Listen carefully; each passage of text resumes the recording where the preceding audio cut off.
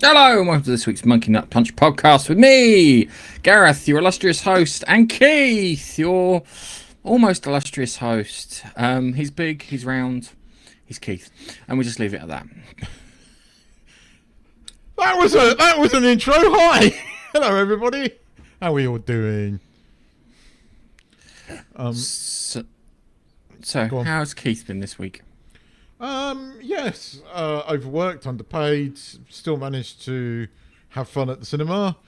Not so much fun watching Squid Games, but we'll get into that. I'm trying to think if there's anything else I've seen this week. Nothing of note, I think, but I'm sure I'll remember something as we go on. I should really be better at this. I did watch DS9. Did you? So did I. And I want to talk about that because, yeah. I forgot how much I enjoyed it. I actually really enjoyed it. Yeah, we'll talk. And be honest with you, it's one of the first 3 seasons, and that's where I figure it's the weakest, and I enjoyed it at its weakest. So that's mad. We will get into that. But yeah, it's there was the trailer to one of my favourite books, which we've got lined up, and I've got some thoughts. Yeah, so I think it's going to be an interesting show today. We've got some interesting news stories to quibble over, and let's shall we get? How are you? Did you watch F1? Yes, I watched F1. Good, we can talk about it. Yes. So good. Yeah. Okay. Did you watch Jurassic Park yet? Because I know you got one of these. No. Well, I meant to go and watch it. I meant to go and watch it, but there's so many things on in life at the moment, and I'm just trying to clear all my work before I go away on holiday because this is the last show for a while. I think I missed 3 Sundays.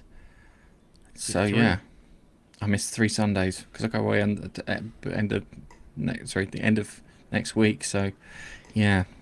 And then by the time I come back, I'm going to be hungover. Yeah, I'll be hungover. I've been drinking on a plane. I'm a merry bastard. As long as I don't have to fly, everything will be fine. Well then, if this is our last show, you're going away right in the middle of Superman and Fantastic Four. Fantastic Four. Yep. I'll see if I can figure out some way of watching it when I'm out there. But apart from that, yeah. It'll be interesting. We might have to do some kind of get-together, a pre-recorded review of it or something. Even if it's like a 10-minute phone chat that we just released, we might have to do that. Because those are like the tentpole movies of the summer. Yes, they are. Which one do you think is going to be better? Because I'm beginning to lean towards Fantastic Four at the moment, considering what I keep hearing about Superman. No, I think Superman will be enjoyable fluff. I hope you're right. I think it's going to be enjoyable fluff. I think we're going to watch it and go, that was enjoyable. I don't think it was a Superman film. That's what the most comic book aficionados will go, I enjoyed that. That wasn't Superman though. That's it. That's going to be the thing. With Fantastic Four, they're going to go, unless they've changed the ending, they're going to go, no, surprise woman will be the response. You could be right. Which day do you fly? Are you flying on a Saturday? No, Thursday. Ah, you bugger. Because it's out on Thursday, so yeah, we'll have to try and work something out. God, yes, we'll have to try and work something out. How dare you take a holiday? Oh, I'm sorry. Yes. Anyway, it's very inconvenient of you. Very inconvenient for me. All right. Anyway, let's get on to our first story. My name is Jeff. Scot-Free Productions, led by CCO David W. Zucker, has confirmed after launching Alien Earth and Blade Runner 2099, the company is now exploring additional TV adaptations of Ridley Scott and Tony Scott's classic films. Zucker emphasized that they are approaching potential projects with rigorous criteria. The story must be compelling for a reason to be retold for TV rather than being an IP exploitation. So, Alien Earth's around the corner, which should be cool. I'm actually looking forward to it. The more I've seen of it, the more I'm looking forward to it. Out of everything that's coming up this summer, Alien Earth is the one thing I'm looking forward to. It could be crap though. But I will reserve that. I like the idea that they want to make sure that they, how can I put it, tell a decent story and this, that, and the other. That's good. And like they're not doing the old IP mining thing that Disney do a lot of. But the question is what will they do? See, they could do a Top Gun series. But that'd be Well, no, fucking they were expensive. talking about in that article. They were talking about what's its face, the name of a series in there. And I can't remember what it was.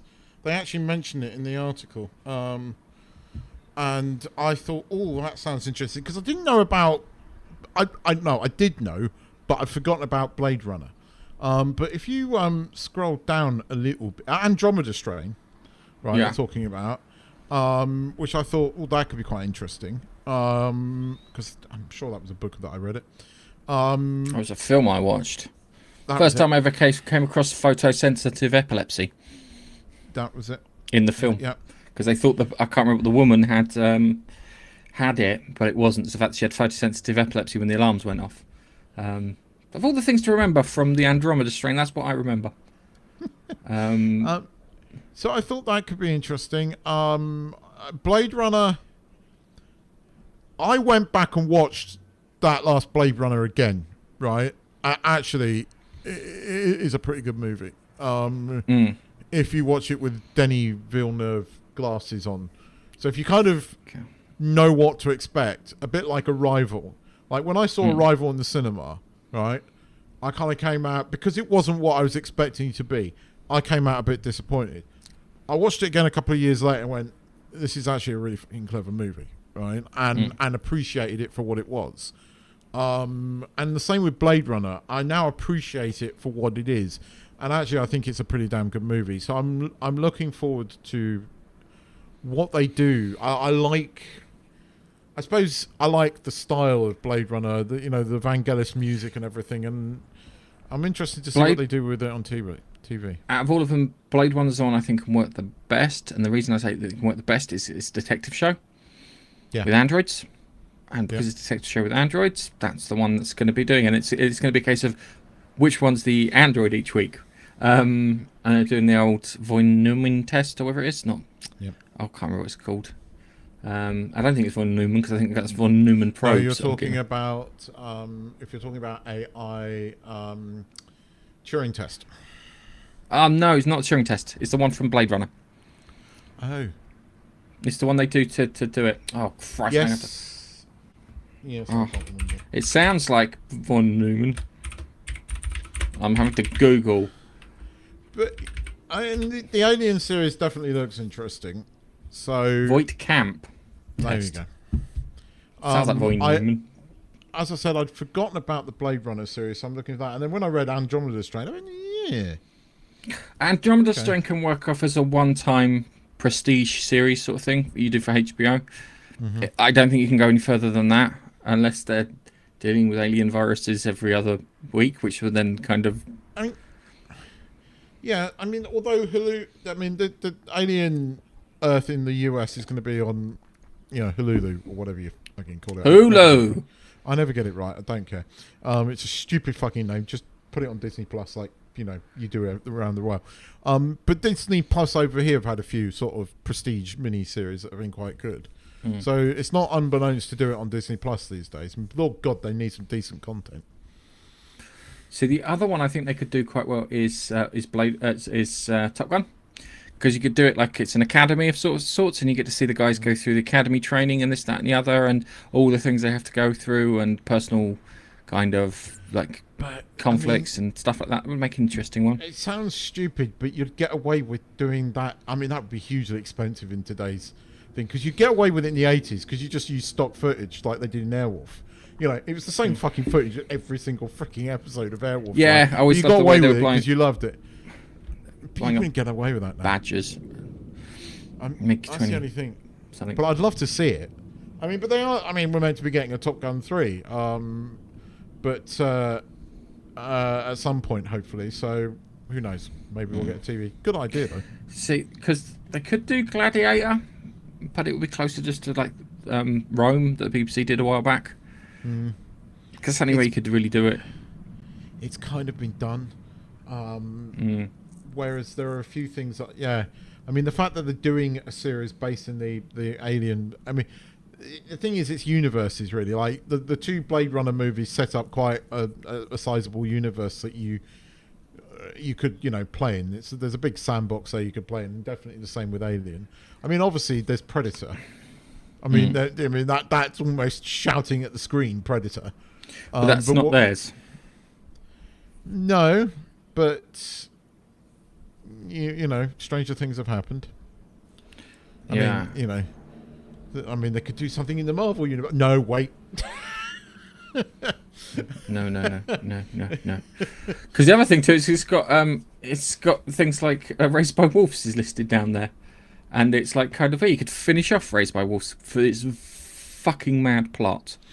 It's absolutely mad, slightly depressing plot. It'd be interesting. I think Blade Runner would probably work the best out of all of them, and then I'd say the Top Gun thing would work. They were talking about True Romance, which you could do, but again, that would be a limited run series because you've got like a Bonnie and Clyde style thing going on. That could happen. That would be interesting. But I think Blade Runner is going to be the one if they go for anything, and if they do, they have to get Denis Villeneuve to do the pilot episode. He's too damn busy.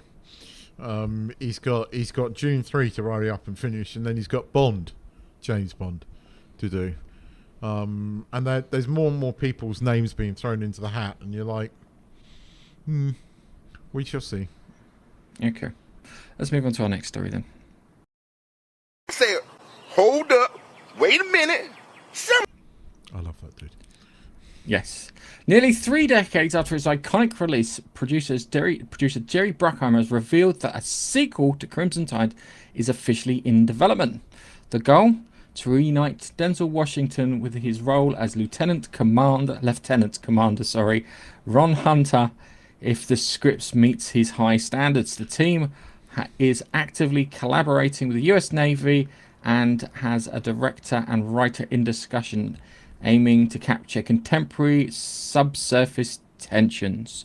So, Navy collaboration. That's cool. You're going to need them. I always think, because I've seen what the inside of a submarine actually looks like, comparison to what you see on the screen, and you have to be a fucking naval midget. If you're too small to work on an aircraft carrier, they put you in a submarine. Yeah, I could do the thing. You're 5'5". You got a job on a submarine, mate.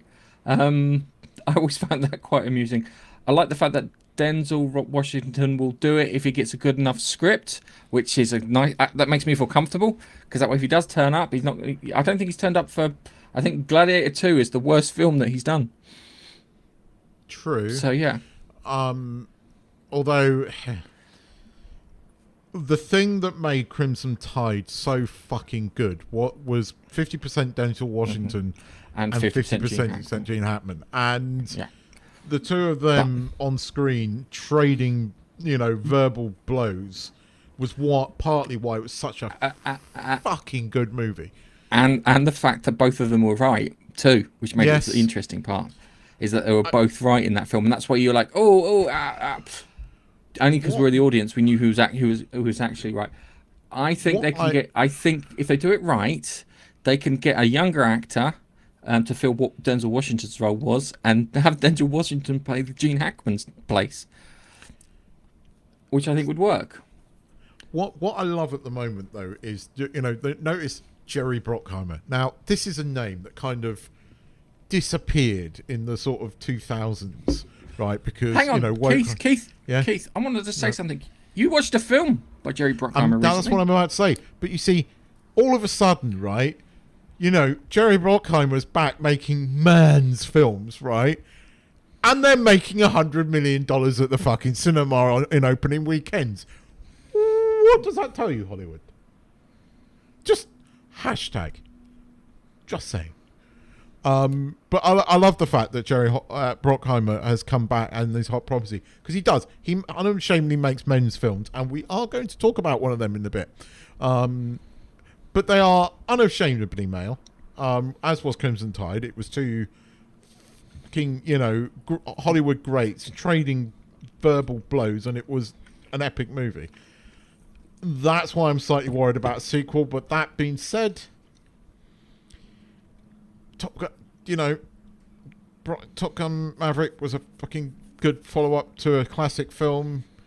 Right now, Jerry Bruckheimer is the only one that seems to be making these type of films again, and so far he's done a reasonably decent job of it. So maybe this will be good. But it'll miss Gene Hackman. I mean, that film, Hackman was just fucking phenomenal in that film.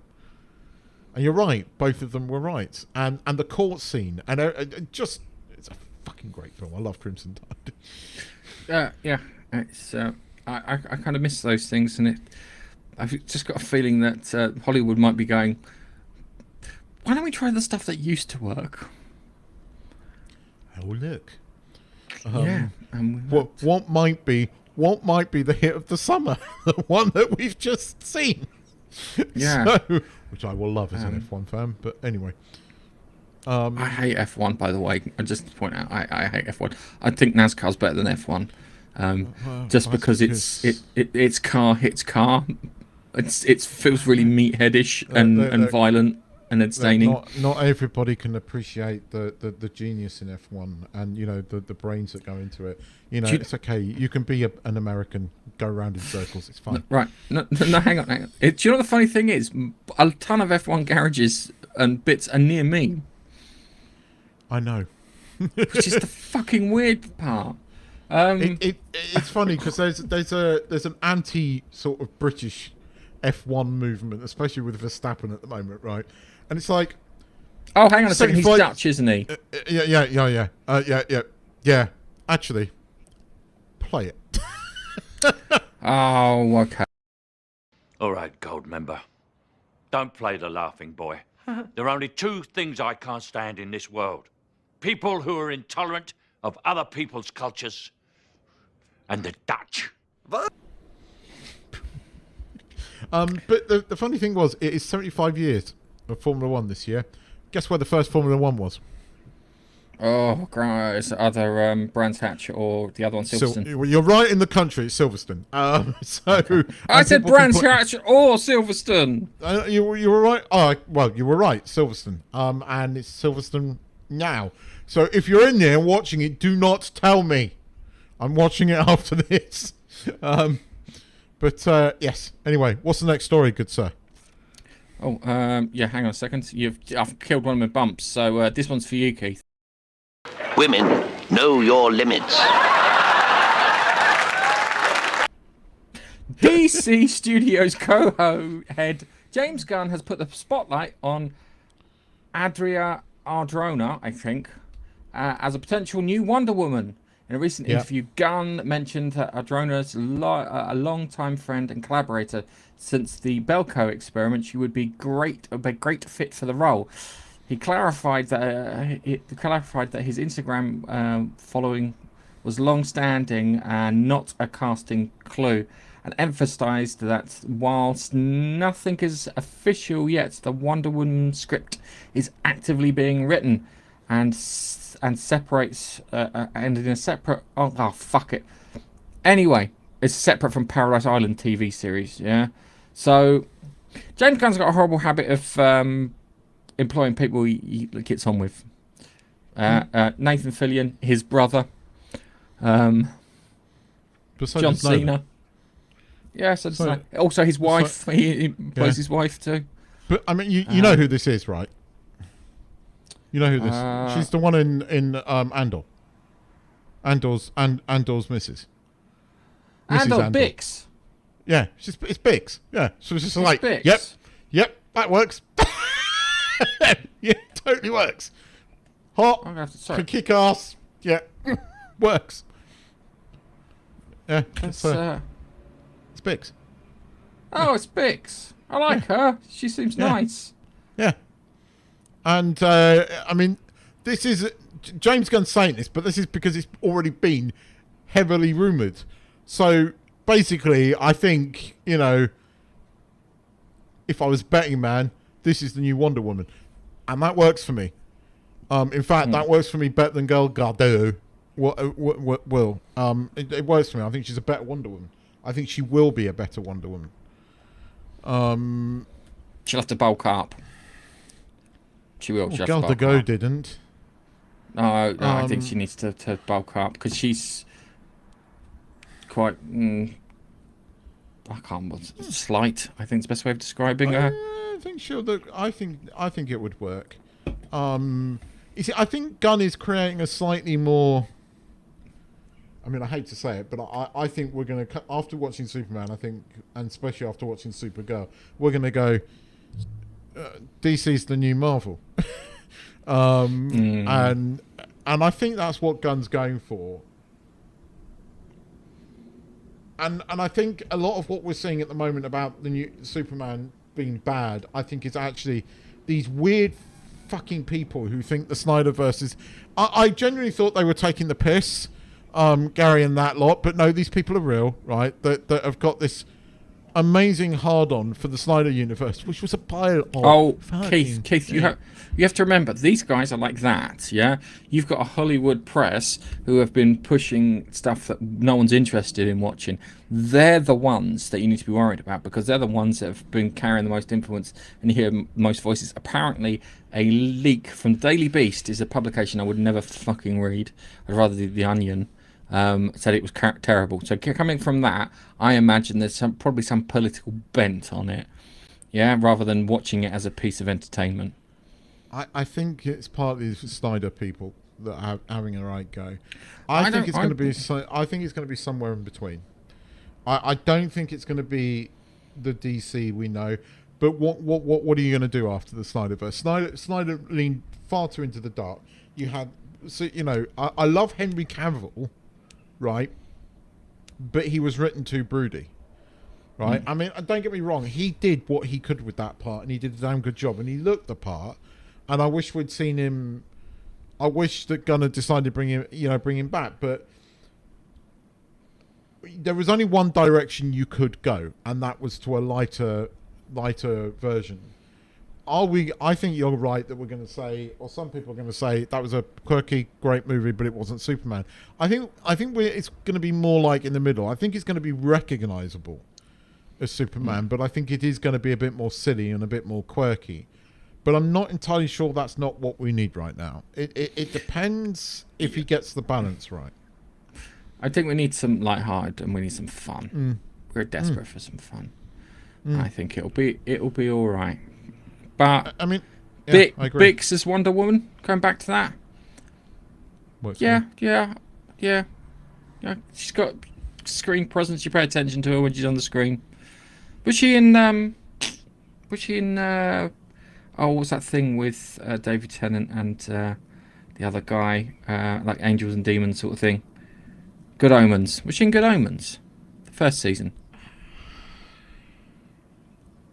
Or am I thinking of someone else who looks Good like Omens season 2 was terrible, and then they made them gay, didn't they? At the end, I can't remember, but I mean, she was bloody good in Andor. So, and she is pleasant on the eye.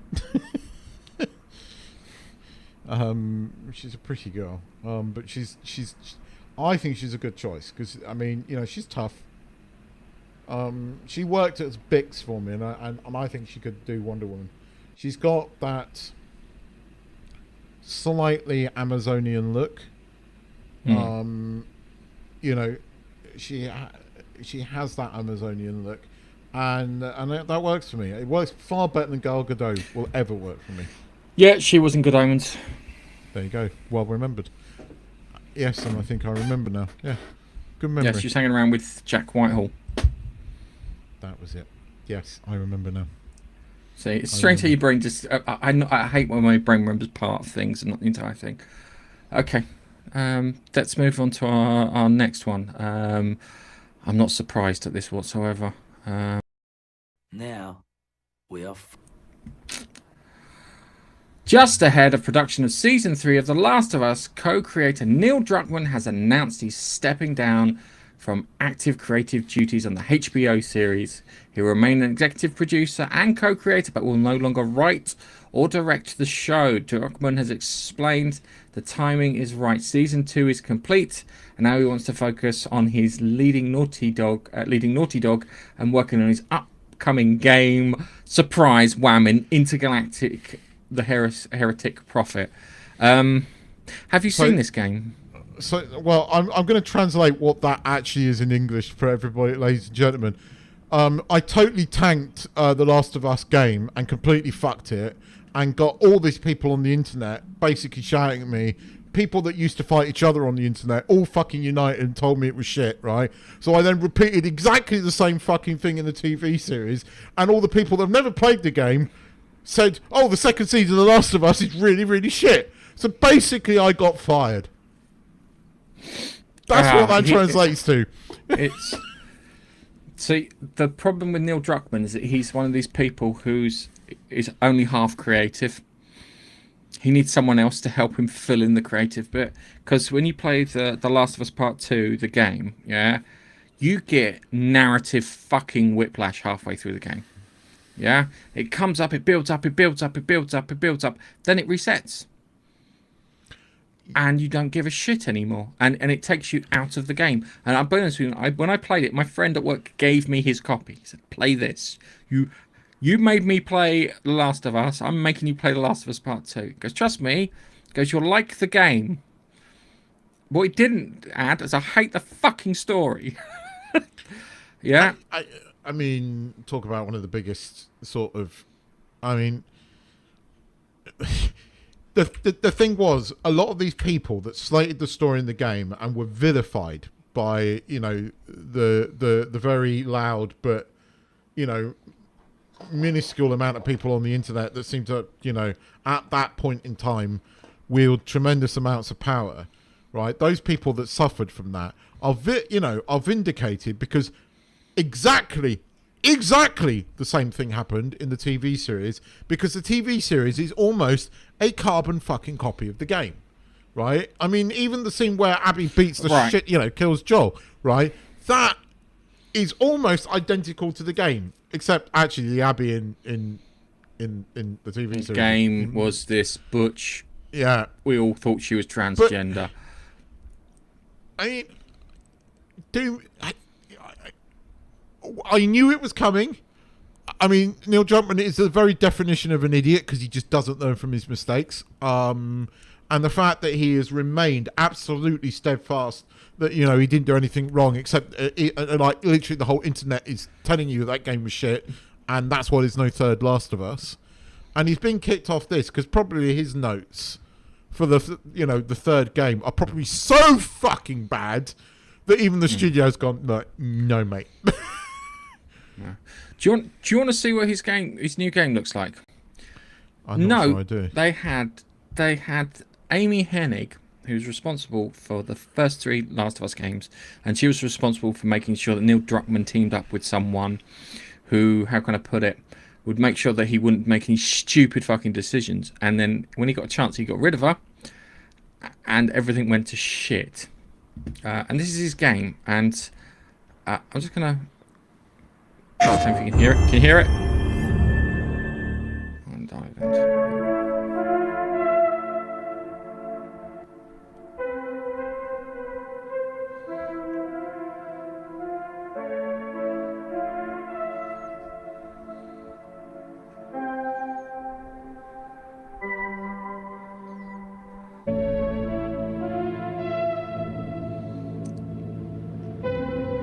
What does this remind me of?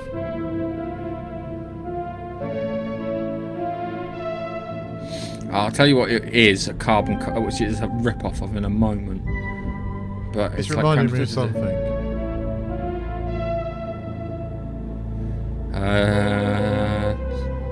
Starfield? No, it's not. It's a movie or something. Although that looks like something. Big lizards.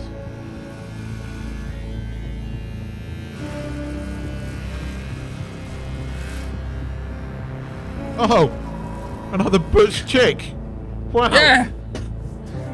And the actress who does the motion capture is fucking obnoxious.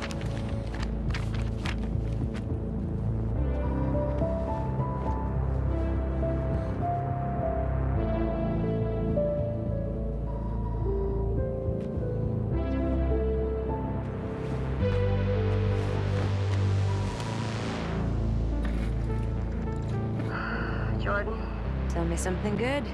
well, you're right, it checks out. He's hiding out around this Imperium moon. Oh, So Excellent. more How women. is that excellent? Is there a man in the Fucking trailer? superior. No one has left that planet No. in over 600 years. Is Neil Oh, really? Drunkman the That next flies close, fucking I've Neil never heard from him Gaiman? again. Superstitions. more no. Ryan Johnson. Superstitions and crazy rumors about what happened on that planet. These are So- facts.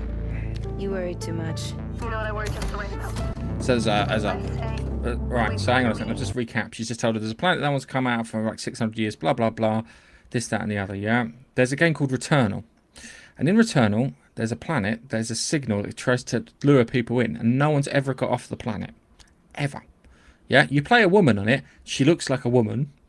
She got the name Space Karen, but she looked like a fucking woman, yeah? And the thing with Returnal is every time she died, she'd wake up and she'd be crashing and she'd go through the whole thing again and again and again until she got it right. Yeah? And even the gameplay, when you get to the gameplay part of this, looks like this. But you got Mrs. Metal Gear Solid Snake there. Well, that looks Yeah, like the look how freaking bird out of fucking- bloody Doctor Who. wasting my time With the eye patch and everything. Yeah. Or Madame Can you Kavarian. please claim him? Yeah. I don't need another hunter swooping in. Who is swooping? Sorry, No one... sorry. This isn't attractive in male or female character. Full stop. Yeah? That smugness, everyone just wants to fucking hit them. Crazy enough to go there. He clearly is. He is clearly desperate. And so am I, so claim him, or I will find another agent. You know, that's what all your fucking shit.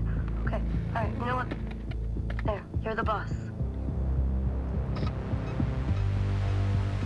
Oh God, it's him. Yeah, Thank yeah, you. yeah. This is gonna save lives. So many lives. How? It's a fucking film. It's not medical treatment. We just found a cure to cancer, but fucking the Eternals is gonna save lives. I've just seen Pippa's comments.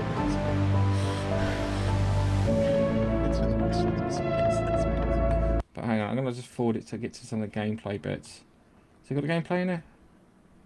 So the gameplay even looks like it's lifted from Housemarque's.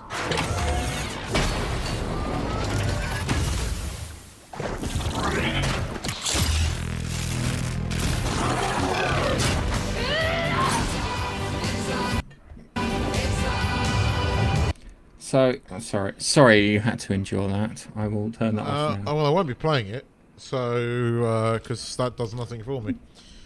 Yeah, no, you just got this obnoxious fucking character, and somehow that's what makes it. That's what makes a game now. Go fucking figure. I don't get these people. I really don't get these people. How many times do I have to tell you no?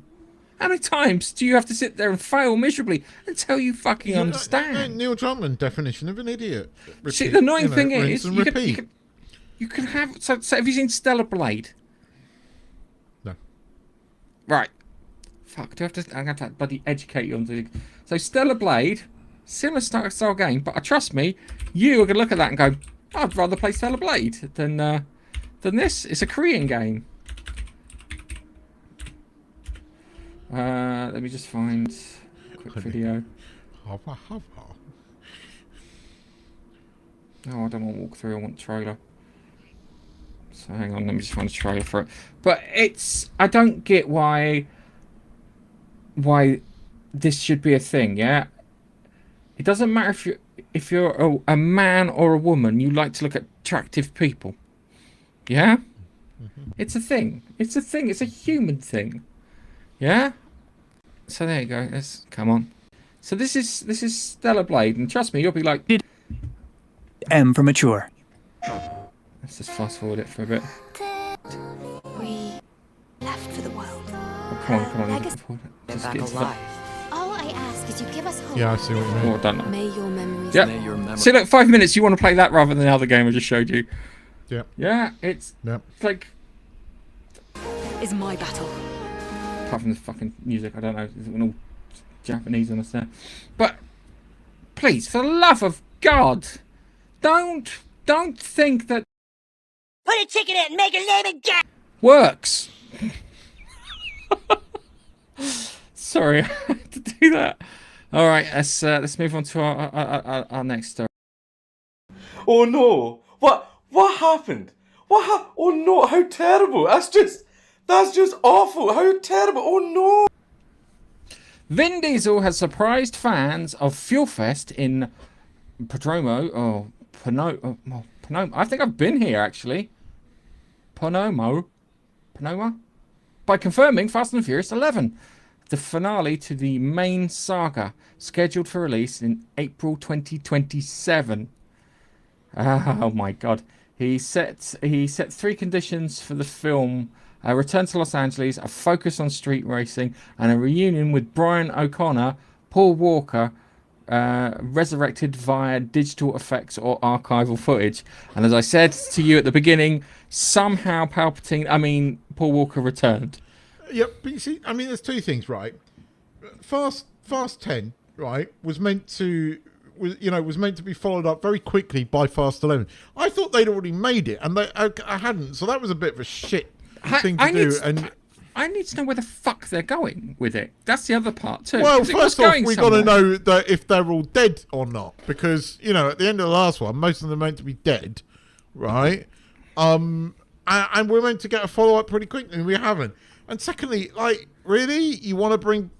I mean, he had quite a good ending, right? He kind of went off into the sunset. I know he's meant to be still alive in the universe. All right, hang on. Let me pose this question to you. If Vin Diesel's character dies and Paul Walker gives him a lift to the afterlife, would that be okay? Yes. I think if that's what their plan is, then I'll be fine with that. But they won't, because it's all about family, isn't it? Look, I mean, I've heard some people being pretty fucking rude about this, including what Ginger, what's his face? Nigel?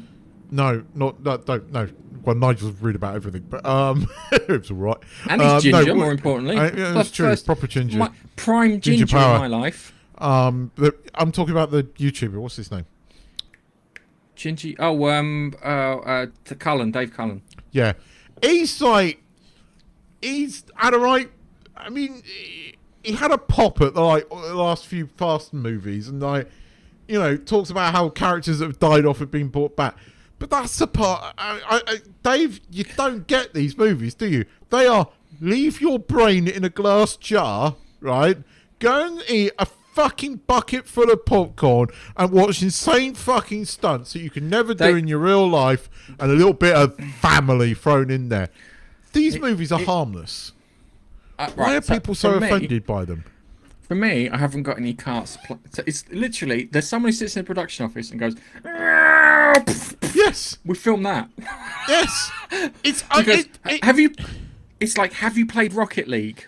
Yeah, because we could do Rocket League, but we'll do it in Italy, yeah? And it could be a bomb rather than football. And it's literally, that's what they thingy, and it's like kind of, let's have Jason Momoa, yeah, as the equivalent of the Joker, but in the thingy, in Fast and Furious, in drives a car, and Alan Richardson could be the bad guy, but we'll make Brie Larson look really good in it. But I mean, I swear to God, it's funny because I left a comment on Dave Cullen's video. I went, Dave, clearly you never played with Matchbox cars as a kid, did you? I genuinely went there because your analogy is absolutely bang on. I played with Matchbox cars. I fucking love these movies. Do I think much about these movies? No, because that's not the type of movie they are. Do I care that the characters have died or come back? Not really, because I'm there for the stupid fucking shit that I used to dream up as a kid. With, as you put it, cars go rah, like that. Oh, it's cool, right? And that shit, because I'm still a fucking 5-year-old. Dude, they've already done Cars in Space. They've already done Cars in Space, but you're probably right. I'll be wheelchair cars in space. I'm going to be honest with you. Do you know what Fast and the Furious really needs to do? What? I will say this. They need to team up with the Transformers. Ha! Oh, yes! Come on. That works. No, I'm with you. I'm with you. I honestly don't know why people get so fucking upset and worked up about these movies. I can understand, right, getting a bit upset about this Paul Walker thing, because actually he had a good send-off. You don't need to bring him back, right? That's the one person I think you don't bring back because, you know, the actor died. And I know Fast and Furious brings everybody back, but... as I said, the only way you can bring him back is if Vin Diesel dies, yeah? And this is what happens. He pulls up, he pulls up in a car, and he looks at him, and he goes, one more race. And he goes to get in his car, goes, no, over there. And it's the black car from the first film. Yeah. And they fucking have a quarter-mile of drag race and disappear off into the sunset, and everyone's happy. If you give me that, I will be happy. I do not need anything from a fucking Fast and the Furious film. No, I just want to be entertained. And they do that. And so I was listening to Dave, and I'm going, Dave, you don't get these movies. You're taking them seriously. Anybody that starts talking and complaining about these things, like calling them dumb or things like that, you do not understand these movies. Yes, they are dumb. When we were 4 going like this with cars, we were being dumb and we fucking loved it. What do these movies do? As you put it, they make us relive that shit. And do you know what? I fucking love them. Right? Are they intelligent movies? No. No. No. Are they deep character studies? No. But they're not meant to be. They're just meant to be entertaining and fun. And they are. Just don't think. They are proper fast food films. They're there to satiate a hole. Yeah, they are the very fucking definition of fast food. It's not like a Blade Runner or a Gone with the Wind or anything like that where it's supposed to stay around for ages. It's just supposed to entertain you and go, God, that was just silly fun. Because wasn't fucking Jason Momoa absolutely mad in the last one? Oh yeah, it was camp as fuck, and I loved it. And it's like kind of the one with the safe, yeah? What's wrong with the safe? And it's like, why is safe? And then the infinite runway. Remember the infinite runway? Yeah, oh yeah. Runway. I mean, Dave, I think Dave said that like the best one was number 5, and that was the one with the safe. It's you should watch his video, and it's just like, Dave, you're taking this way too seriously, man. you're taking this way too seriously, brother. It's just I often agree with him, you know, about Star Trek and other stuff, but sometimes it's like, what are you talking about? No, I'm up for Fast 11. I wish it was out now. But, you know, I want more movies like that. I want more dumb movies. I want more movies like F1. Because they're just unashamedly stupid and male, and I love them. Yes. There's nothing wrong with that. We should probably do the comments, and then we should watch some trailers. Yes, we've got 2 of them. Right, cracky. Someone's put with Space Lesbians. Biffa gets the gold star. Why did you watch Ironheart? I got through the first 3 episodes. I went back and rewatched it. So I worked out I got to episode 3 and gave up 22 minutes in. And I'll be honest with you, I think I watched 20 minutes, fell asleep, and then realised it was still on. Why do it to yourself, Biffa? You're just causing yourself harm. We'll send medical assistance as soon as we finish the podcast. It's my wife still knowing when you're going live. I still Alexa, don't get the first comment in. Alexa, end. Sorry, I do that a lot. Yeah, you're right. Voight camp test. And Angel in with 3rd. Hope you had a happy 4th of July. Where was it? Denzel Washington only performed in 2 sequels in his career. They really Equalizer 2 and 3. Okay. See, again, I have a guilty pleasure. I like the Equalizer movies. Even the second one, which I know was bad. The third one was better, considerably better. But I do like the Equalizer movies. But Angel says 3rd's not bad. And he says, morning to everyone. Morning to everyone in your time zone. Evening to everyone in Keith's time zone. And afternoon to everyone in my time zone. Wait a minute. I'm up to 2nd. Is this for commenters? I don't know. I have no idea. Carbon copy of Moonfall. Lol. Fuck. He's talking about the game. The game. I don't know. It's not Returnal's the game. Seriously, go watch the trailer for Returnal. A better premise. Housemark. I haven't finished playing it actually. I need to do that. Wow, who knew about that? I wouldn't have known. I have no idea. I'm assuming it's a surprise woman. A woman as a main character. What a surprise! Yeah. I tell you, you know, give it another couple of months. We're going to be talking about how brave it is to make it. You know, the lead of the lead character of your video game a straight white male. I mean, we'll be going. Yeah. So brave. Yes, we will. And it'll make millions too. Intergalactic space lesbian. The power of many. The power of men. I want them to make. If it was 90s space lesbians, I'd be more interested. Yeah, you've done the same. If I was the game designer, I'd totally make intergalactic space lesbians. Maybe we should, Biffa. There's enough AI stuff out there. We could make intergalactic space lesbians. Give me a call. Pet Shop Boys. A shame. Yeah. I know you're a big Pet Shop Boys fan, and having it associated with that, I had to cut it off before we got a copyright claim on us. Is he really a Pet Shop Boys fan? Yeah. Then he'll appreciate this. Hang on. Oh, okay. Neil Druckmann from Uncharted to Space Weird. He didn't do Uncharted. That was Amy Hennig and some other people. He just happened to work on it. It's a big difference. You can see it in his work now. What's that? Can you see that? No, we can't see that. Oh, there you go. Oh dear, barely see that. It says, putting these two shots next to each other, it's a sin. One's called a pet shop, the other one's called Boys. Boys, oh. I love the game. It made me laugh. Space Weirdos, another great game title. Space Weirdos. I prefer the idea of intergalactic space lesbians. Has connotations. I'm not going to say it. I'm just talking of space lesbians. Space lesbians. Someone sends me a link to something. Space lesbians. Actual space lesbians. Intergalactic space lesbian Nazi prison wardens. That's a reference to someone I've not heard you use in a long while. Oh, I know. That's to an actual person. That would be a game. Okay, hey, alright, so the Fast and Furious tour will be done with wheelchairs. No mobility carts.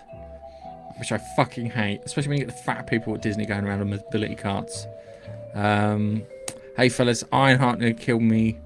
I'm bored to death. I told you not to do it. And my comments reset. I went back. Yeah. Bear with me a second. I got it right. So Rocky 3, Total Recall, Bloodsport, Die Hard, Leave Your Brain at the Door, Eat a bucket of popcorn. Total Recall required some thinking. Yes. The others, yeah, no, because there's certain things like Die Hard where he falls down the shaft and he somehow managed to greasy crap. Anyway, what about the Rocket League scene in Final Fantasy? Fast and the Furious 11. So if you watch it, there's a bit where they've got a bomb, which is a giant ball, and they're smashing it with the back of the car. You have to watch it. My 4th of July consisted of me hiding in my house watching Foundation. Shame. You also missed out the fact that you also missed out the fact that you played Repo online with someone getting very drunk. I am a Pet Shop Boys fan. Okay. Good for you. Okay, I need Keith's phone wallpaper, as that's my system wallpaper. Okay. Right, let's turn the music down. Let's go on to trailers. Shall we do... We're doing your one first. Are we doing my one first? Yeah, doing your one first. Sorry, I've already queued it up. You can see it queued up, ready to go. I was going to say do the other one first, but yeah, do this one first. It's fine. Okay, cool. So let's... I'm just a tad excited about this. This looks like a man, before we start, having the most trickiest shit ever.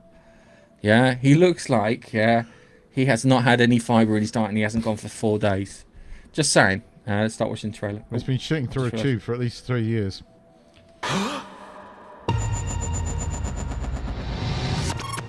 Please state your name. Ryan Grace. I just woke up from a coma. I'm several light years from my apartment. And I'm not an astronaut. I'm not an astronaut. I'm not an astronaut. If you don't go, you die. With the rest of us. The sun is dying. You are the only scientist who might know what this says. I'm just a teacher at Grover Cleveland Middle. You have a doctorate in molecular biology. I need you to come with us. This is Project Hail Mary. The sun is not the only star dying. Every star was infected by its neighbor, except one. Why? We don't know. Which is why we built a ship to go there and find out. It's 11.9 light years away. The astronauts die in space. It's what you Americans would call a long shot. Hail Mary. I get it. Who on earth is going to sign up for this? If we do nothing, everything on this planet will go extinct. You'll find a solution. You are my solution. I put the knot in astronaut. I've never done anything. I've never done a spacewalk. I can't even moonwalk.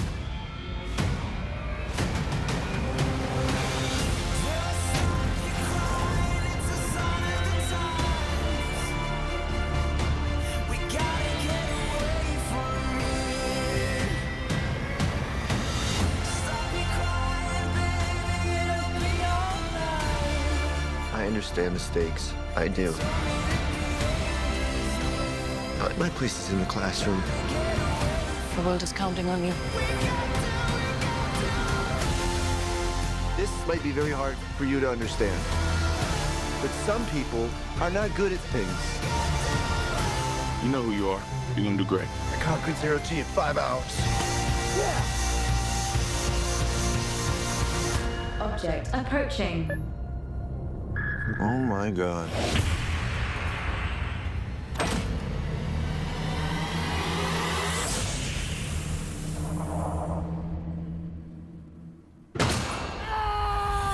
So, I met an alien. He's kind of growing on me. At least he's not growing in me, you know, which was a concern for a little while.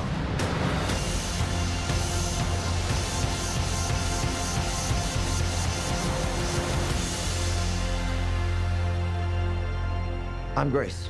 I'm gonna call you Rocky. Thumbs up. No, that's thumbs down. We do the thumbs up. It's close enough. You see, Go on, Spooch.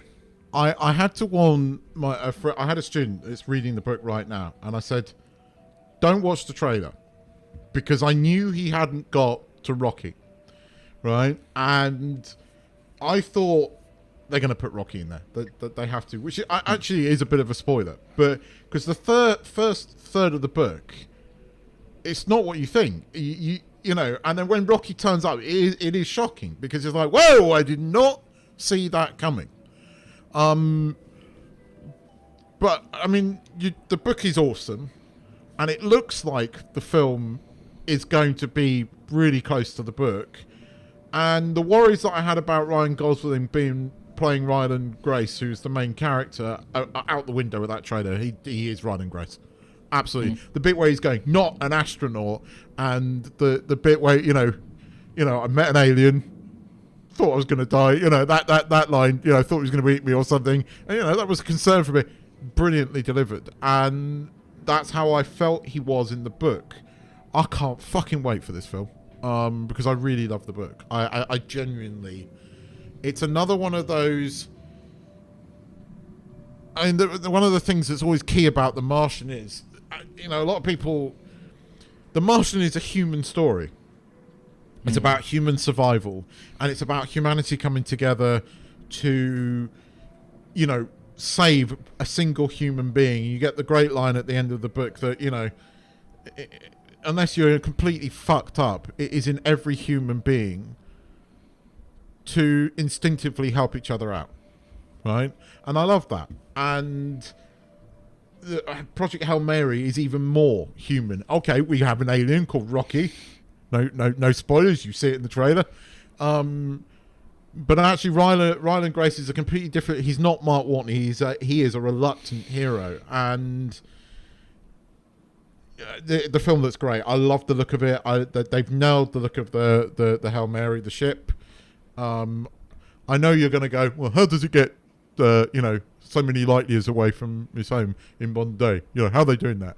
I'm not going to. I can't tell you because it will ruin it for you. But when you watch it, you'll go, that makes sense. Nuclear explosions or solar sails? Nope. Neither. Not going to ruin it for you. Because he gets there in a couple of years. Right? He gets there within a couple of years. So he does get to relativistic speed. But he gets there in, I think it's about 5 or 6 years by human standards. So it managed to go double the speed of light. Is it? No, yeah, it's 11 light years. 11 light years away. 4 years. No, he said a couple of light years. He said a couple of light years away. He said 11.9 light years.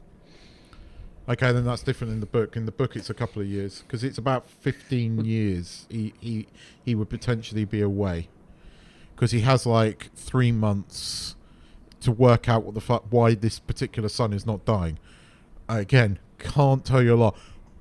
But what did you think of it? Did the trailer sort of go, I want to see it, or are you intrigued? I'm intrigued. I think you will enjoy this.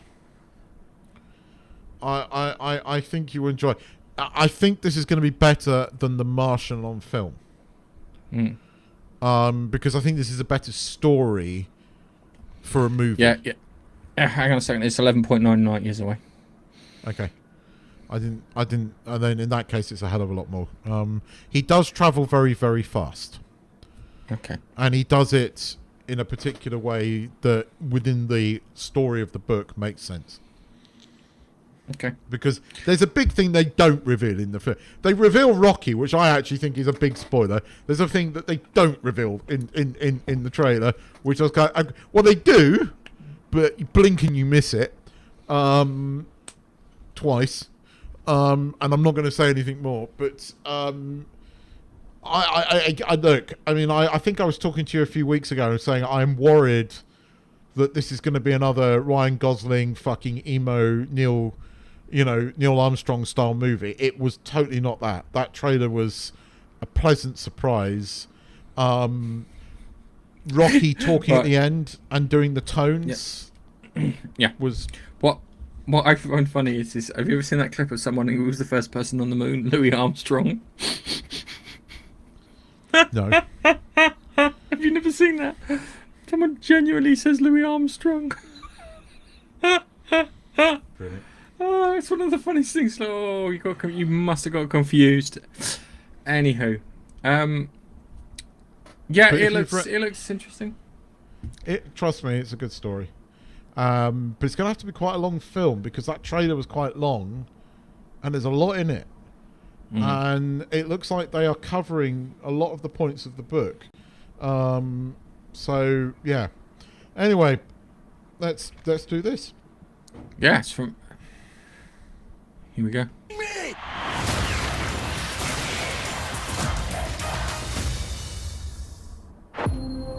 Ben Richards, 35. Married, 1 child, in medical crisis. We need money for a doctor now. Ben, watch yourself. Employment status, blacklisted. But there's still a way out for you. It's the biggest show in the country. Bloodlust is our birthright! Set it free! Welcome to the Running Man! People on these games never come back. I'm not trying to get myself killed, so kiss my ass twice. Right there is why you can win this game. The rules are simple. Survive 30 days. The entire nation hunting you down. And get your family out of Slumside for good. I'm gonna come back here and burn this building down. I promise. That's the spirit. This is America, goddammit! And we don't put up with no bullshit! Yes! Hunt him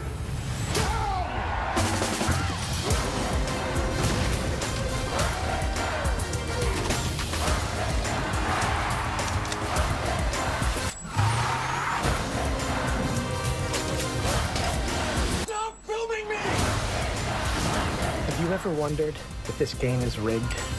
Guess we'll find out.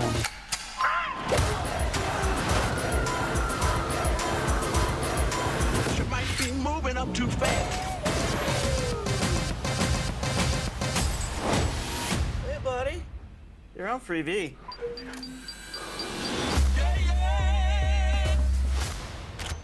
You better run! I got a grenade! Back at you. Yeah.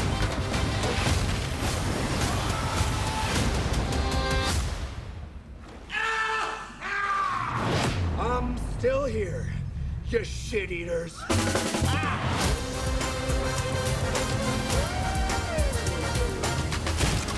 Hey, big boys!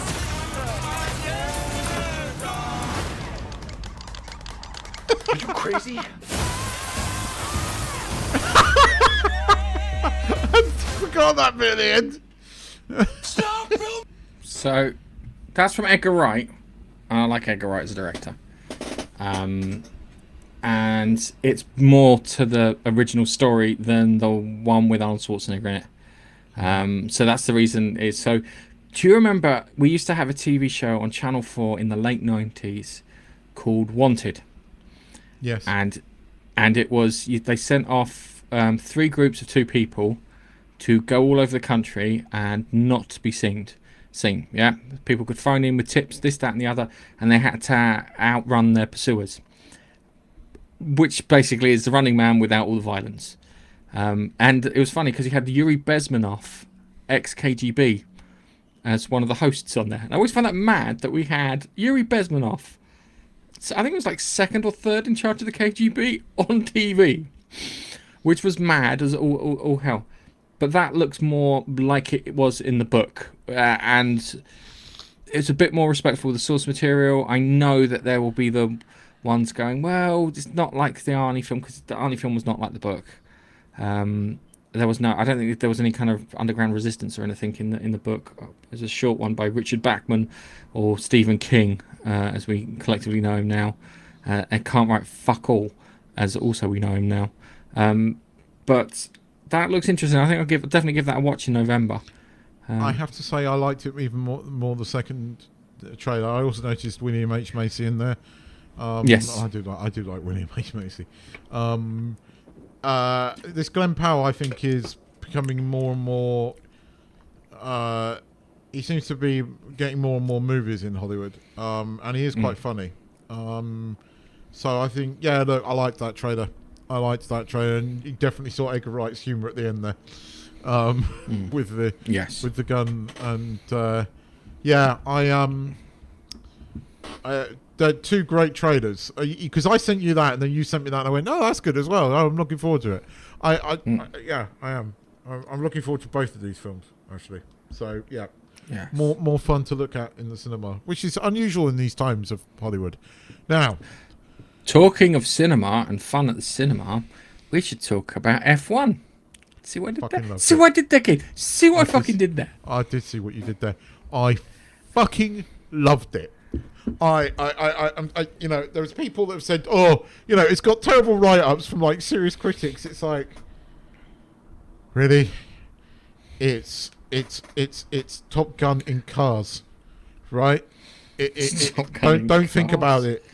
Don't think about it too deeply. No, you can think about you can think about it. I love the fact that they filmed it in bloody McLaren. They filmed it in McLaren, although in McLaren and around McLaren. They were using Mercedes was the team that gave them a lot of the equipment. So McLaren lent them the filming thing, but none of the other stuff.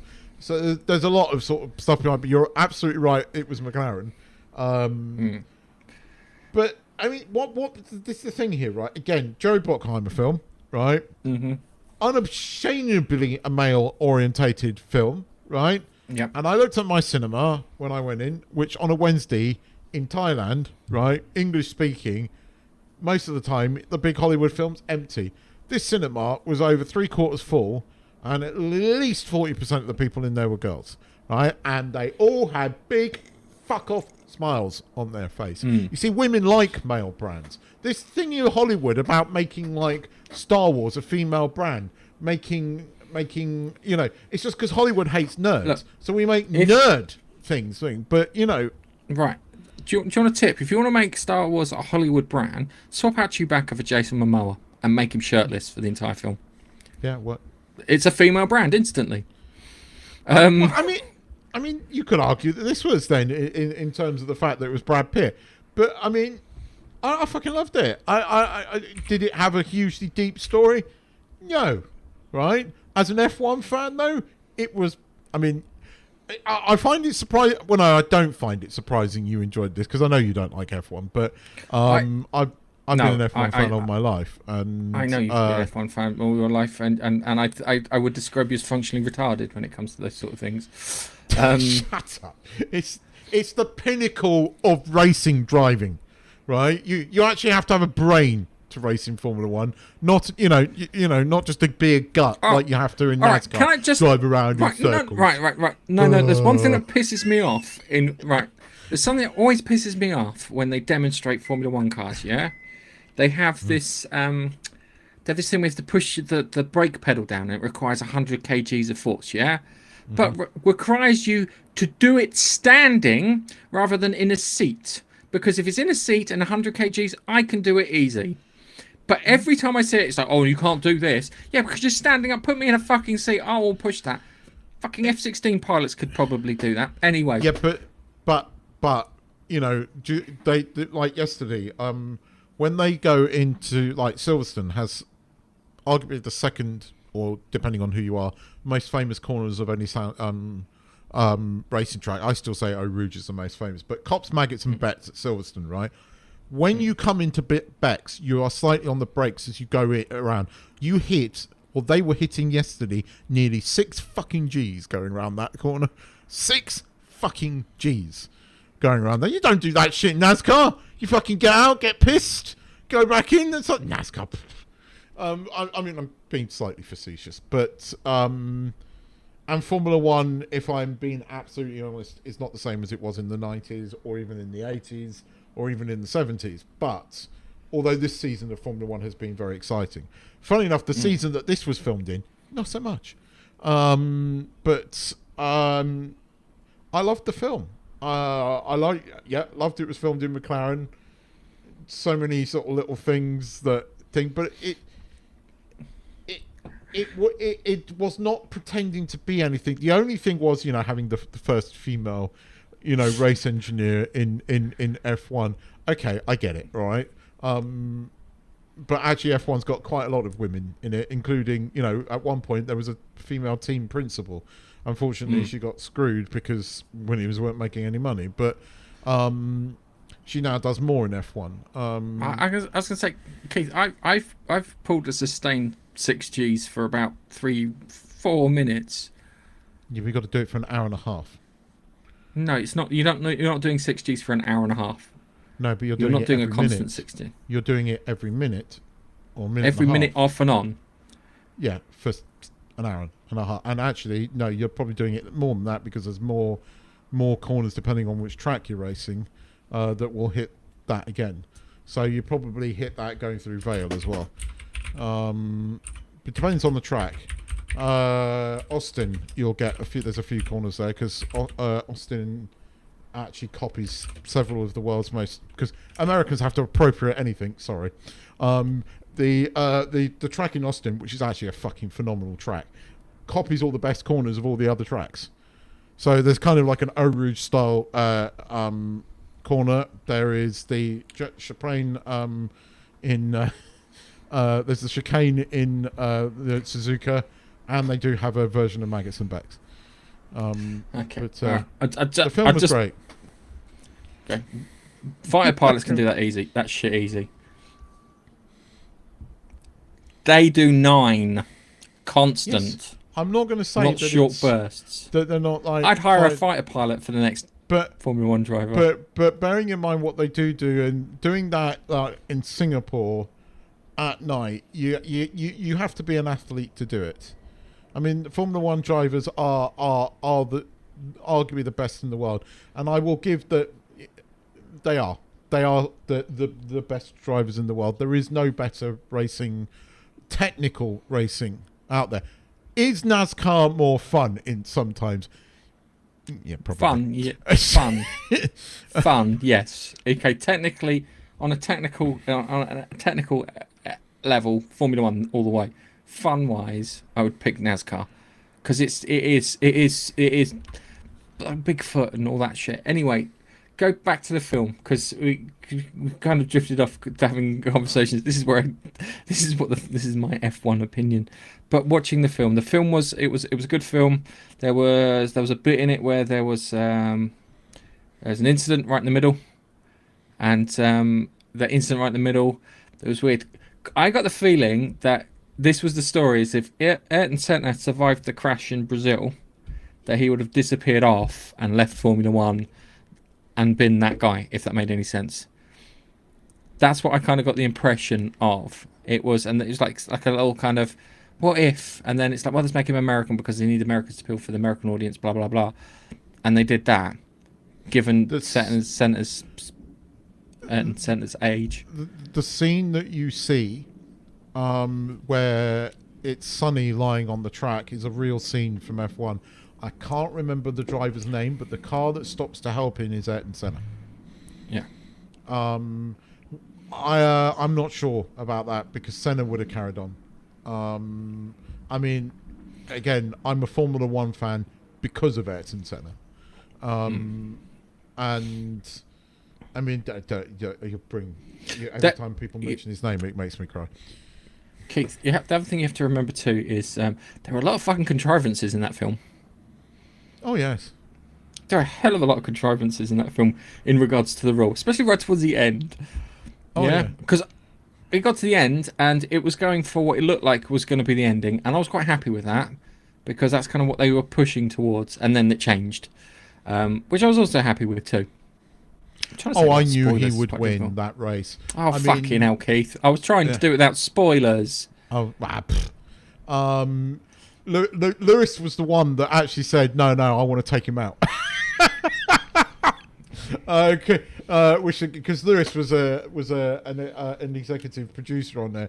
I mean, there were F2 cars apparently, not F1 cars. There were F2 cars with F1 body kits, which Mercedes did. That's it. Mercedes set up the cars.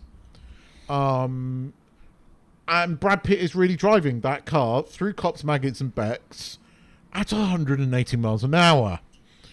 That takes a lot of fucking balls. I have driven through cops, maggots, and becks, and I've stepped off where Brad Pitt just fucking foot to the floor. And I bricked it going through that. I didn't hit 6 Gs going through that. I probably hit about 3 because I was doing about 110. Not the 190 odd that you do, but I mean, I loved its attention to detail. They didn't do all the tracks.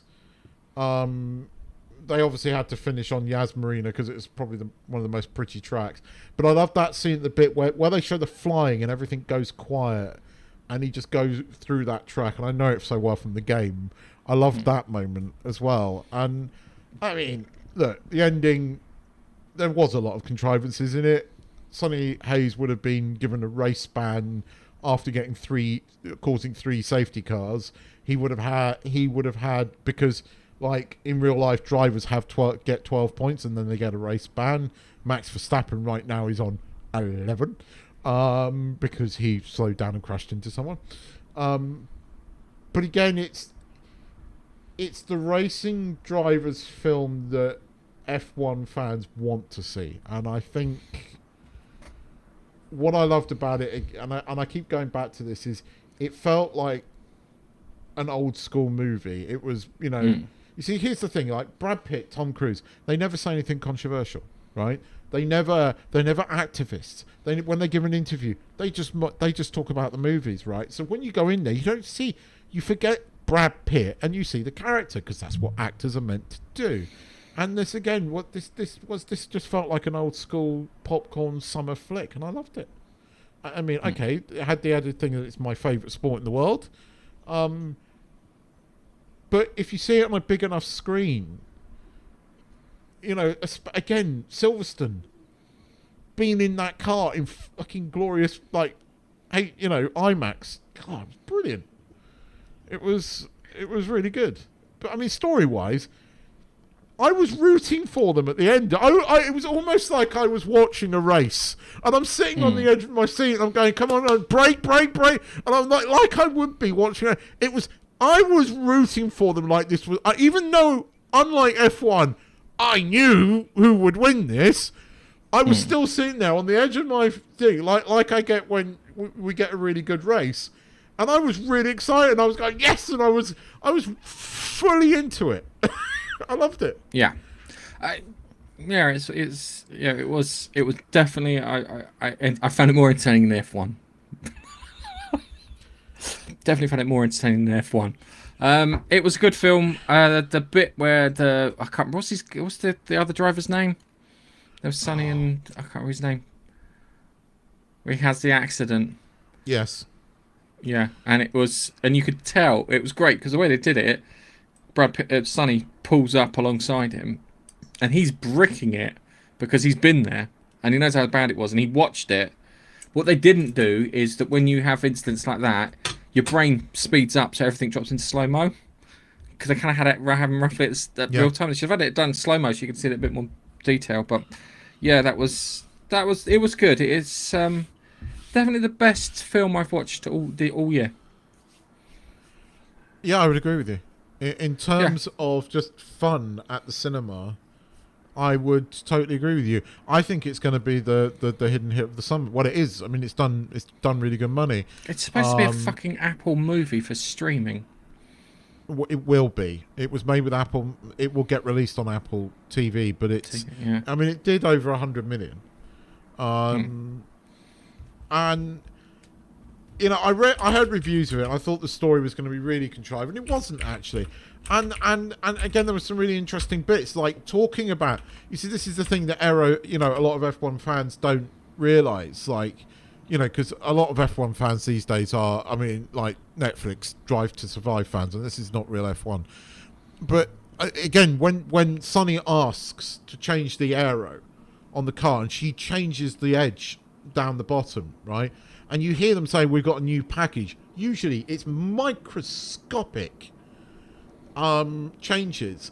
But that's the difference between, the two cars. Like, I mean, again, this is the thing I find so interesting about F1. And this season has been one of the best seasons of F1 in years, right? You've got two drivers. Max Verstappen, arguably the best fucking driver in the world right now, right? In not a particularly great car. Right, it's badly set up. It's pretty much how they call the Apex car at the beginning.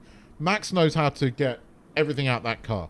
The other driver at the moment doesn't. Right, the difference between these two cars right now at Austria last week was 200th of a second. Right, but in terms of position, that was 18 positions. Right, and so these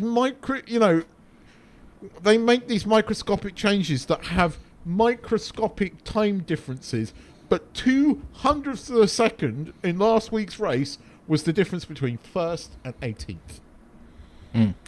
Have you seen Gran Turismo? Yes. Was F1 better than Gran Turismo? Yes. Okay. Sorry. I like Gran Turismo. I think I like what's his face, David Harbour in it as a washed up sort of way. I like Gran Turismo. It's a great film, but as an F1 film, F1's better. Brad Pitt's funny in it. For me, F1 is better. If I was being objective, the thing that the Gran Turismo is, it's a true story. So some people might find that more gratifying. And David Harbour's great in Gran Turismo, and the kid that plays the lad in it is really good. But it's a different style of racing. It's kind of touring car racing, Gran Turismo racing, whereas this is F1. All right, let's move on to Squid Games. Yeah. So, watch Squid Games. I finished watching the last 3 episodes today.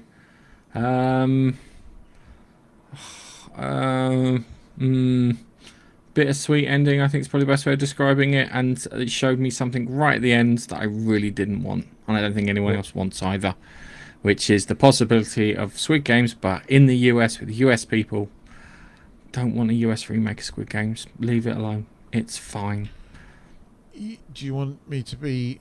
Whilst I loved that first episode of the second season, this season tarnished the whole of the second season for me.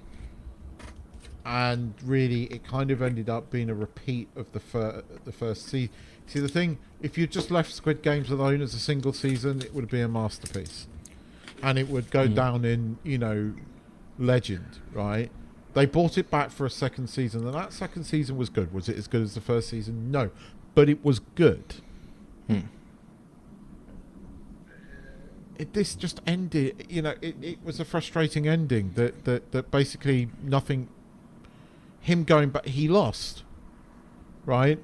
And it kind of felt he lost twice. He lost at the end of the second series. This is, okay, the second season was The Empire Strikes Back. This is meant to be Return of the fucking Jedi, and it wasn't.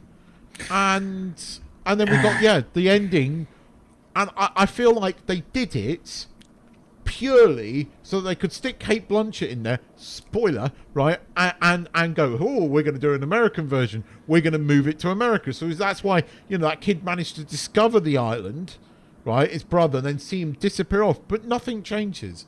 No, basically, the dude sacrificed his life for nothing, which tarnishes the first season, because everybody died for him to survive, and he feels that guilt, right? And, it leaves it that he goes back, he uses that money to seek revenge for the people that died. If you'd left it there, that would have been great. You kind of carried it on in the second season, and you had him, the Empire Strikes Back moment at the end. This should have been him succeeding. This should have finished on a good note, and it didn't. And I found it entirely frustrating. And I was just like, what the fuck have I watched this for? It doesn't, there's no gratification, there's no satisfaction at the end of it. Yes, okay, I get it, you're trying to send a message that, greed is winning in Korea, and all of that stuff, but you ruined it. And him dying at the end in that way, of course he's going to die for the kid, right? It felt contrived. I don't think it felt as contrived as you. She gave birth to that baby, I was like, oh, he's going to sacrifice himself to save the kid. I mean, I knew it, and he did. Them forcing the kid to be in it was probably the bit I didn't like. Yeah, I knew that was a bit. That was the bit. It was like, no, just let the fucking kid go. Seriously. And it was also that was the bit where it became a tad unbelievable, right? Because okay, I know that there's like these rich people paying like money to watch 400 people, but it was kind of a bit on the nose when they went, I'll put the kid in it, because it just, you might have one person like that, but 6 of them are in a group like that, and then the brother winning to the guy that was like, number one, who we didn't know who was bad, but we're not, thought he could be redeemed. At that point, he couldn't be, and at that point, you just went. I was like, what are you trying to say here? It doesn't feel right. It doesn't feel realistic anymore. In terms of, it doesn't even feel realistic in this world anymore. The guy that he meets in the first season that's in there all throughout this thing never would have let that happen. And you kind of get that the first season leaves you thinking that one is carrying on that legacy. So leaving the kid in there, it felt like the kid was there entirely so he could sacrifice himself. It was like a MacGuffin. He was there. That kid was written into it purely so he could sacrifice himself. And he could do it after the father, tries to kill the kid. Which, again, I just didn't buy. After he does it in that game, he saves them both. To do that at the end was there purely for shock value. And it wasn't as clever as the first season or even the second season. It felt like we have no idea how to end this. Netflix want us to leave it open, so we'll just do this. It didn't feel like he wanted to end it like this. It almost felt like this has been viewed by 60 million people. Of course we've got to carry it on. And he wanted to end it. So it's like, okay, I'll write it in such a way that it goes off to America and then the Americans can make it. That's what it feels like. It's strange because I would have one, the kid thing wouldn't have happened in it, yeah. I would have had the kid sent off to the mainland. The next thing is I would have had the guys figure out the captain was dodgy and get rid of the captain and find the island, yeah. I'd have had it so they had a massive fucking gun battle in there like they did for the thingy, yeah. It looks like they lose, but the moment they lose, the fucking cavalry comes. Yeah. Yeah, and then the Coast Guard turn up with the army and everything, and they get arrested. And that's what you wanted. And then you could have had Kate Blanchett end in the US doing that through something that hinted that it was carrying on, or there was more than one of them. Yeah. Right? Which, again, could have been your surprise. But to do it the way they did it, I'm sorry, I don't. Everybody's going on and raving about this. I thought it was a huge letdown. I really did. I think that you should have given us proper closure.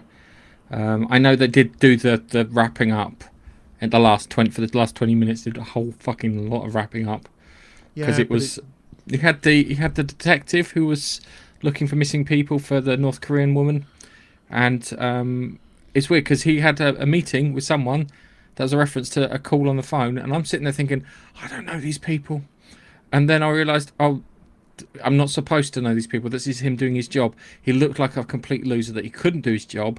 But yeah, he actually can do his job. And he's managed to find her daughter. So that was good.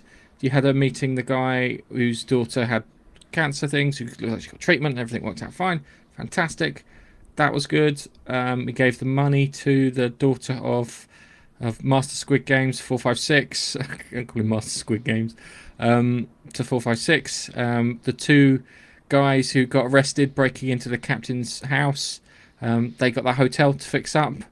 The money was all gone, which they were gutted at. But hey, they got a hotel to rebuild in their future, and got some possibilities and bits in there, which is good. And I like that. I like those bits about it because it did close it up right. But if you'd have died in a gun battle when they were trying to liberate the island and got around to arresting the 4 watchers or whatever you want to call them, yeah, that would have been interesting because that's what we wanted.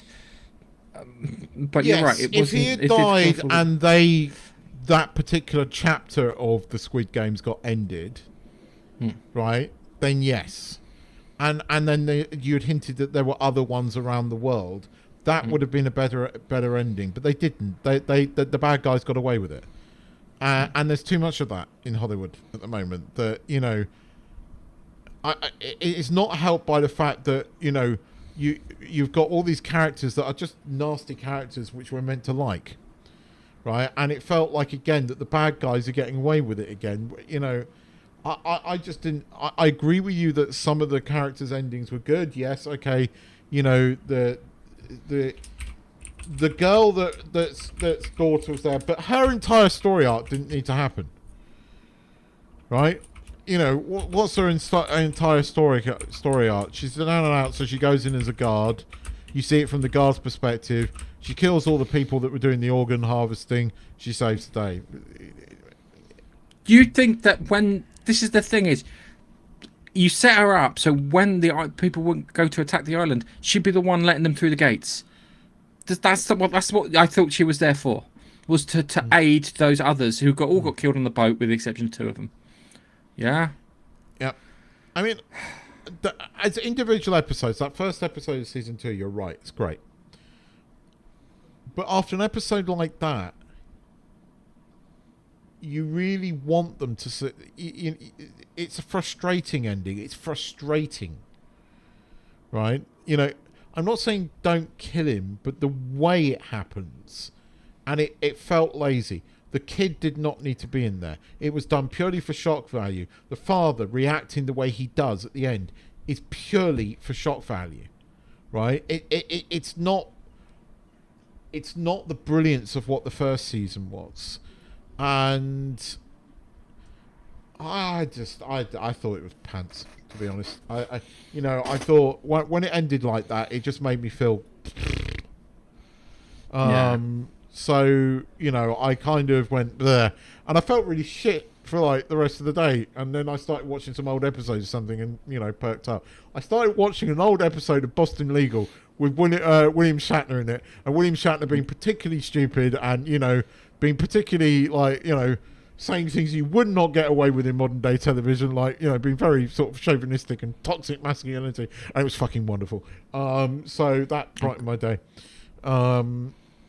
Now, can we talk about something that I really fucking enjoyed, and I was shocked about how much I enjoy it? And you know what? I'm in the same boat as you, because I watched that first episode of Deep Space Nine, and I realised I actually like the characters in Deep Space Nine more than I did the fucking TNG characters. Yes, I noticed that too. It's like, yes! I felt much more at home with Kira. It's like I immediately, it's like, oh, I love Kira. I mean, I know she's like this, So I think the first thing is the fact that the crew don't all get on. Yeah. Yeah? You've got bloody Bashir trying to hit on Dax every 5 fucking seconds. Yeah, and it's only because she's got that fucking slug in her that she's tolerating that shit, yeah? You've got Kira, who's clearly just wound up by the fact that they got rid of the Cardassians and the fucking Federation turn up. So, what the fuck are these pricks doing here? We just got independence. Yeah? You've got that. You've got Odo, who's just generally fucked off with everyone, especially Quark. Yeah? Quark, and I like this because I watched a couple of episodes after, Quark genuinely likes Odo. I forgot how much he genuinely likes him. You watch the episodes and stuff, and he really genuinely likes him. He's got like a severe respect for him, even though Odo thinks he's a prick. No, Odo loves him because because there's an ending where because I love the ending. Not at this point. No, I know, but I love the ending, the final episode of Deep Space Nine, where everybody looks at Quark because Odo doesn't give him the thing, and Quark's like, nah, he loves me. I love that. That man loves me. I love that. But do you know, there's one thing that pisses me off about this episode. One thing. Yeah. Right? Yeah. Or it's going to piss me off watching Deep Space Nine. Okay. This is begging for that glorious 4K treatment they've given to Next Gen. Absolutely begging for it. Because you know what? You're absolutely right. This is a better series. That first episode is fantastic. I've forgotten how good it was. And I've forgotten how much I like these characters. Sorry, go on. I forgot how much. The thing with it is Sisko's a much more fucking interesting character than say, Picard or Janeway. He's a single dad, survived fucking a massacre. Yeah, really doesn't like fucking Picard. Yeah, and his wife died. Yeah, and you've got those things that instantly he has 3 more things about his character than Picard or Janeway ever fucking had, making him instantly more interesting and more watchable. Yeah, and I like the way too that he would engage with people, and then he would give the bad guys the shit-eating grin. Yeah. And I've watched so many episodes where Sisko's given the shit-eating grin. It's like, yeah, sure, we'll help. Usually Cardassians. I forgot that Nog was in it right from the start. I forgot that Rom is in it from the start. Yeah. Rom is a completely fucking different character though. Yeah, but blink and you miss him. But right, here's a question. Right, and I didn't look it up because I didn't get time. The blink and you miss it Vulcan captain at the beginning, is that the actor that played Mortok? Oh, I don't know. I've got to go back and find that because it fucking sounded like him at one point, right? And it did sound like him. But you know what? I'm now, having watched that today, Schoolboy error. Having watched that episode today, having watched that episode today, I have forgotten how much I really, really did love this show, and I'm now really looking forward to all of them now. I know there's going to be some bad ones, but the characters are just more likable. They are. Because there is that hostility between them, it makes them more interesting. The battles between sort of Odo and Quark. I'm really looking forward to some of those, like the more serious episodes. This was just a better series. I will always look on Next Gen with fond memories, but Deep Space Nine is the better series, and it's begging for that fucking 4K treatment. Why have they not done that? Yeah, you're right. It is Martok. Just Googled it. Thought it was. Martok's my favourite Klingon of all time. I know. Mine too. Poor Along Worf. with I'm sorry, man. Worf's all right, but Martok's so much better. But Martok is a genius character. But yeah, watching it, and it's just the right. So one thing that pisses me off is scaling. Scaling is so fucking wrong in it. Yeah. The runabouts are fucking huge when you compare. When you look at the the docking ring and Enterprise is think. tiny. And then when they go through the wormhole scaling's not right on that. So that little bit of OCD in me where it's like I need to the continuity needs to be quite correct. So it's like you see the runabout go into it, and it's literally that hole's the size of the runabout, yeah. And then it comes out with the fucking Cardassian thing, and it's dragging it along, yeah. And it fits both of them easily. It's like, but it's it was it was really enjoyable. I started watching it. I'm 6 episodes in now. So I started watching the whole thing. I thought you might hang on. Right, now hang on a second. Right, we got a comedian in a gay bar. Right. I don't like. No. Oh, Jesus Christ! Look, Nigel, Angel, stop encouraging each other. Right, because this just going to spiral. Yes, true. And I do like Gowron. Yeah, and. Yeah. I think it's second episode of season 4, where he's like, "We do not forget. Oh, forgive. Or the other way around.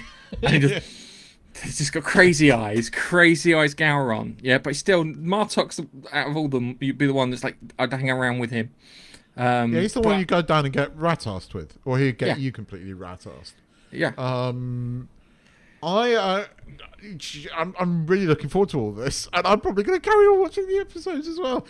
I love the line, because you know that Kira kind of warms to some of the. She likes like Miles the minute he turns around and goes, "Remind me," and I can't remember what he actually calls it, so I will paraphrase here. Remind me never to get into a game of space poker with you. I love that line. It's a sign of respect, and. I'm loving Deep Space Nine. This was good. This was a good idea. Another genius idea from you, sir.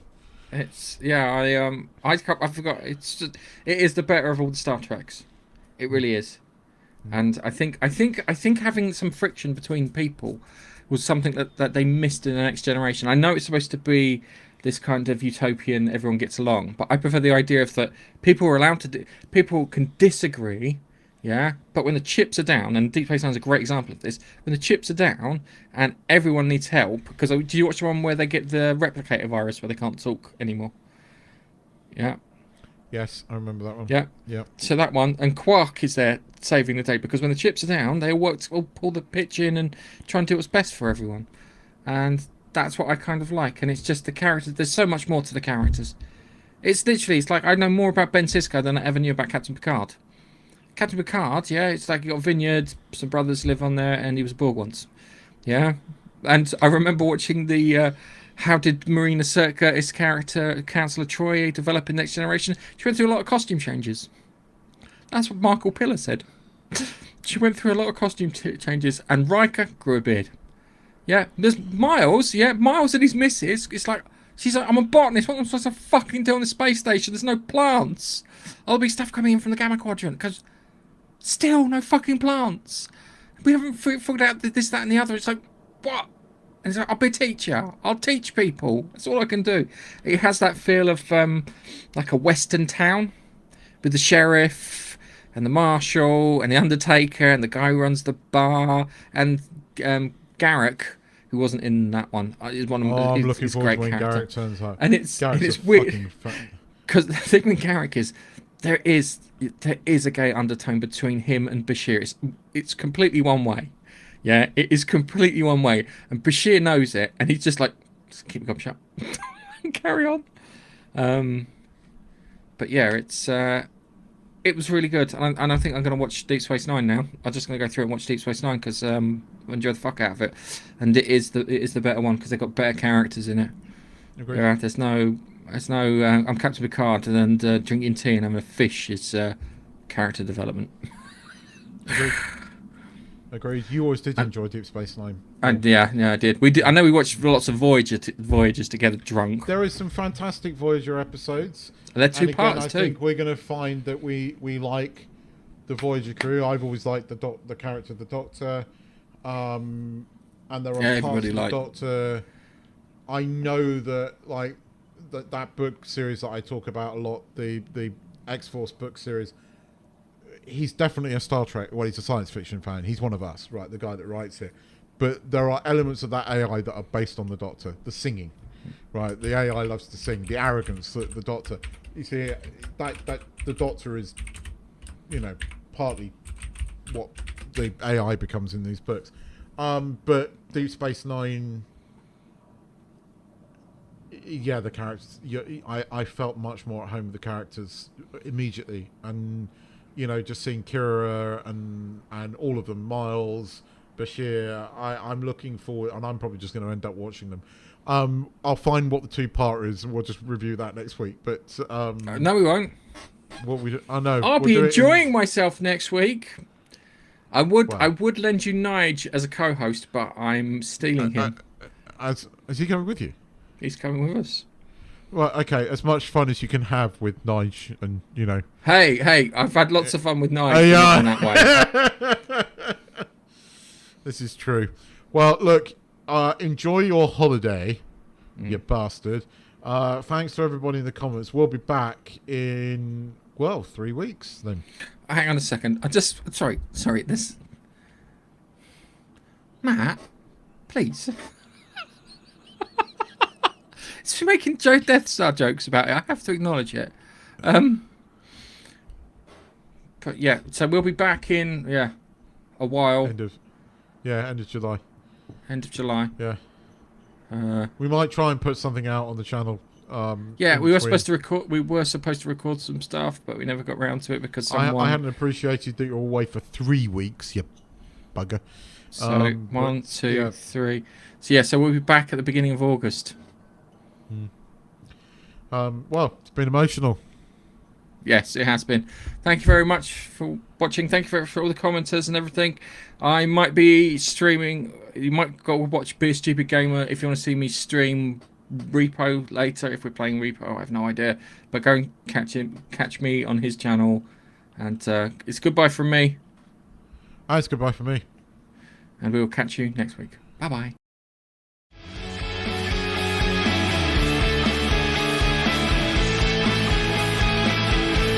We won't catch you next week. He's a tart.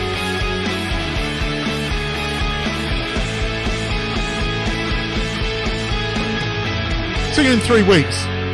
See you in a week. See you in 3 weeks. See you next week. I don't know if... if anyone's... This is always...